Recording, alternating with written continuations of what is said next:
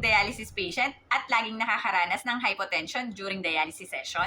Alam nyo ba na may tinatawag na SLED o Sustained Low Efficiency Dialysis? Kung saan mas mabagal ang ikot ng makina at ng dialysis flow upang masuportahan ang inyong blood pressure. Makatutulong din kung iseset ng inyong dialysis nurse ang sodium level at temperature sa inyong makina. I-take note lang na ang mataas na sodium level ay hindi masyadong nire-rekomenda dahil nagkakos ito ng pagkauhaw after dialysis na nagiging sanhi ng malakas na pag-inom ng tubig that can lead to fluid overload. Mayroon ding profiling na maaaring iset ng inyong nephrologist at ng inyong dialysis nurse. Ito ay depende kung kailan kayo nakakaranas ng hypotension, before, at the start of dialysis, in the middle of dialysis, or about to finish your dialysis session. May bar graph ito na maaaring i-order ng inyong nephrologist at sundin ng inyong dialysis nurse. May mga gamot na tableta tulad ng Midodrine na inirereseta ng inyong nephrologist na maaaring makatulong upang suportahan ang inyong blood pressure. Maaari itong inumin before or during dialysis upang maiwasan ang pagbaba ng inyong blood pressure. I-comment nyo naman dyan sa baba kung ano ang inyong ginagawa upang hindi bumaba ang inyong blood pressure during dialysis session.